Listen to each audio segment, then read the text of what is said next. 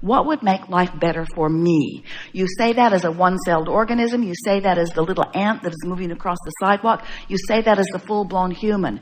This point of consciousness that I accept as me is having exposure to life, which is causing me, no matter what that point of consciousness is, even if it's a cell in your magnificent body, causing me to know what I prefer, what would be an improvement for me. New desires born constantly at all levels of consciousness. That's what the evolution of all species is about. So this rocket of desire emanates from you. You don't even have to put words to it. Your mic is always on and you are emanating these rockets of desire. And as this rocket of desire moves forward in terms of manifestation, the source energy part of you, who is always part of you, the source energy part of you receives that request and becomes it immediately. Becomes the vibrational equivalent of the improvement that your life has caused you to ask for. And that's the moment that you then have a responsibility to yourself, if you are a seeker of feeling good, to now keep up to speed with that new rocket that the inner being part of you has just embraced and become. Did you follow that? When you're sick and you ask for wellness, the non-physical part of you becomes weller than it was before you were sick, and holds you to new standards of wellness, which you usually don't measure up to, because after all, you're sick. You're aware of how you feel. You're aware of what's going on.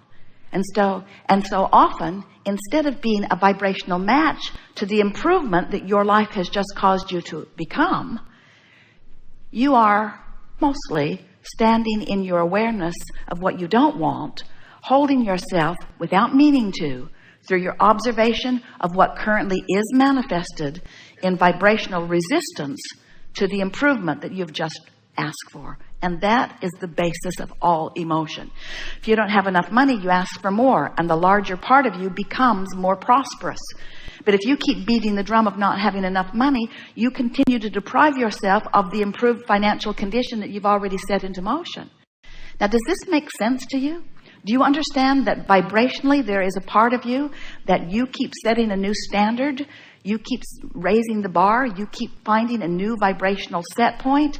And that if you don't keep up with it, then the crevasse or the gap between who you consistently are through your attitudes, through your habit of thought, through the friends you hang out with, through the blogs you read. In other words, you're constantly expanding. The question is, are you keeping up with the expansion? And if you're feeling great, if you're emotionally happy, if you're tuned in, if you're turned on to life, if you're flying high, if you're full of exhilaration, if you feel passion and love and appreciation often, if you are in that tuned in, tapped in, turned on attitude much of your life experience, then that means you're keeping up to speed, you're keeping up to speed, you're keeping up to speed. It means you're thriving on all fronts. But if you're grumpy, if you're cranky, if you're guarded, if you're fearful, if you are not feeling good, then that means that you're expanding vibrationally, but you're not doing a very good job of keeping up with your own expansion, which means you're creating a tension within you that doesn't feel good.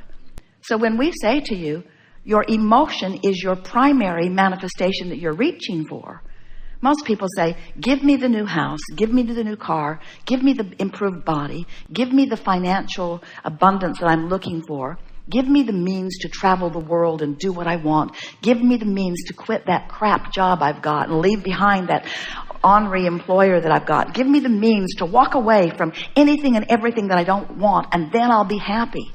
And we say, it doesn't work that way. That's backwards. You've got to find the happy place first. And humans say, you find the happy place. You be happy under these conditions. You live with what I've got going on and you be happy. And we say, we are. We are living with what you've got going on and we are happy. And the only reason that you ever feel unhappy is because you're not up to speed with that which we are. That is the basis of unhappiness. You think your unhappiness is because you don't have what you want. You think it's because you don't have the car, you don't have the lover, you don't have the bodily condition, you don't have the money. You think that's why you're not happy. And we say, that's just the excuse you're using to not be up to speed with who we are, and not being up to speed with who we are is why you're not happy. You see? You see? So when you get it, do you get it? That you have this vibrational relationship that equals your mood. And if you will make this vibrational relationship your primary concern, if you will make it what you care about, if you will stop saying world or universe or God or Abraham or mother or lover or employer or employee or friend, if you will stop saying, give me something that makes me feel good so that I can feel good because I want to feel good, and after all, you sort of owe it to me to give me something to make me feel good because I want to feel good. If you'll stop saying that, meaning that, feeling that, and instead you'll say, it is my responsibility to conjure a framework of thoughts that causes me to feel a little better now and a little better now and a little better now. If you will show yourself your ability to manifest the emotion without demanding a condition to change first, now you've got it. Because once you achieve the vibrational stability of feeling good anyway, the condition has to change. So we've been describing this to you in a lot of different ways. And our most recent analogy, it's our favorite so far, won't be the last, but so far, is that as you are sending these rockets of desire, and if you could see the stream that flows from you, you would be very proud of the contrasting life you're living. Because when you know what you don't want, you know what you do want. When you know what you do want, you know what you don't want. When you know what you don't want, you know what you do want. So constant rockets of desire, constant vibrational emanation from you, going into what we are calling this vibrational reality, a vortex of creation. It's where your inner being stands. It's where your inner being stands as a constant improvement of that which you are. So this vibrational version of you, you know there's a vibrational version of everything before a creation occurs, before what you call this real life, knock on wood, manifestation occurs. So this vortex of creation is where everything that you've been asking for, better stated, everything that you have become dwells. A vibrational creation, a vibrational beingness to which you are feeling constant feedback. When you're up to speed with it, you feel great. When you're not up to speed with it, you feel not so great to the degree that you're not up to speed with it. So when you understand that you have the ability to close that gap, our favorite story about this is a woman who had pain in her body from arthritis. And she said, Abraham, I hear you. I believe you. I want to know this. I want to be able to do this. But how can I feel emotionally positive when my body hurts me so? When I'm in physical pain, how do I find a good feeling, good feeling emotion? And we said, you have to separate the physical manifestation from the emotion. You have to take, in those days, we were calling it an emotional journey. The emotion has to matter more. In other words, we said, you've got a choice. You can be in pain and be afraid, or you can be in pain and feel hope. The pain going away right now, this red hot minute, may not be an option unless you can get someone to shoot you up with some deadening agent. The pain is there. The question is, what is your emotional response to it? And if your emotional response is only based upon what is, then your emotional response is going to be one of fear. But if your emotional response is based upon something other than what is, which it must be, otherwise how can you move beyond what is? If what is has your undivided attention, then you are not a deliberate creator. You are a regurgitator.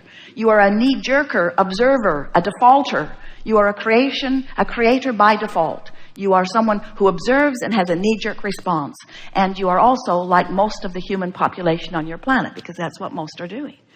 But when you understand that you have another option, that you can choose an emotion that is apart from the current reality that you are living, now you have the ability to deliberately change the current reality.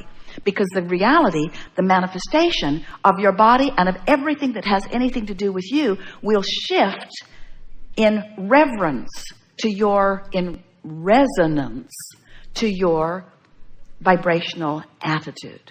Make sense to you?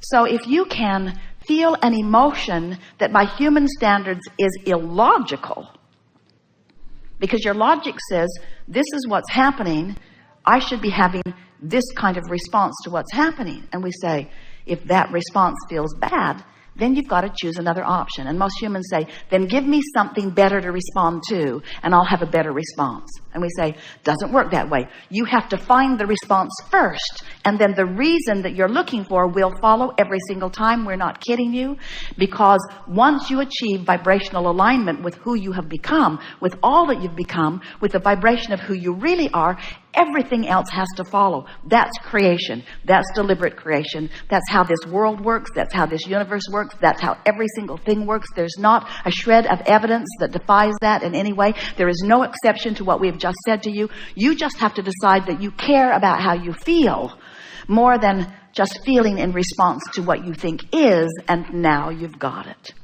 And as you look around your planet, there are a whole lot of people on a whole lot of subjects that have figured that out, because they don't let what is worry their pretty little head.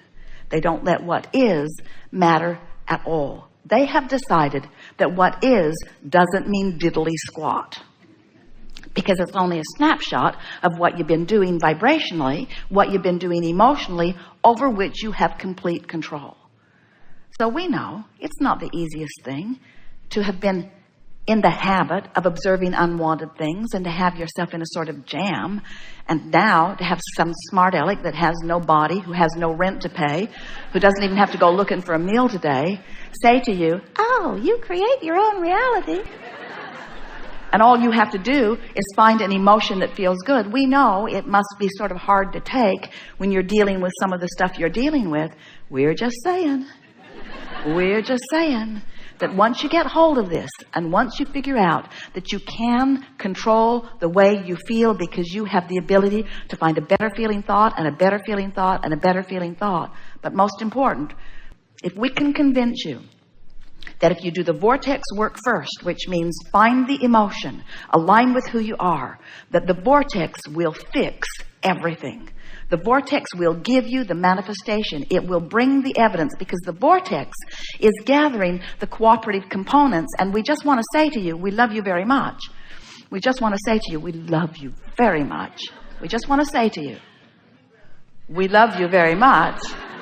You are the only uncooperative component that needs to come to the party.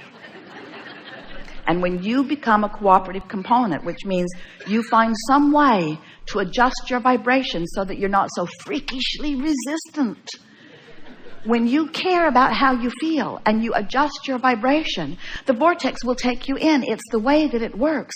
You don't have to power the engine. You don't have to reinvent the wheel. You don't have to figure it all out. You're not here to prove worthiness to anyone about anything.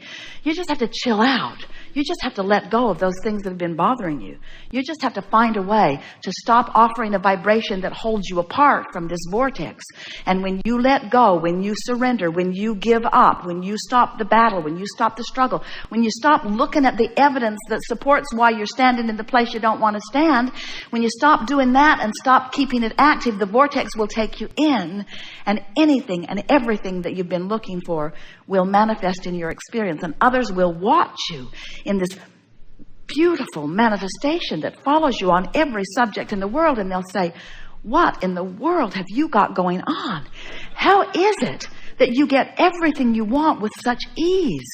What happened to your struggle and your trying? And you say, I gave it up. They'll say, well, when did this laziness come over you? When did you stop trying to be a citizen of the human race and justify your existence? And you say, when I decided to feel good, and when I decided that it mattered most, everything shifted for me. And then they'll just call you selfish and walk away. And we say, yes, indeed, you must be selfish enough to care about how you feel. So you got that, didn't you? Makes perfect sense to you, doesn't it?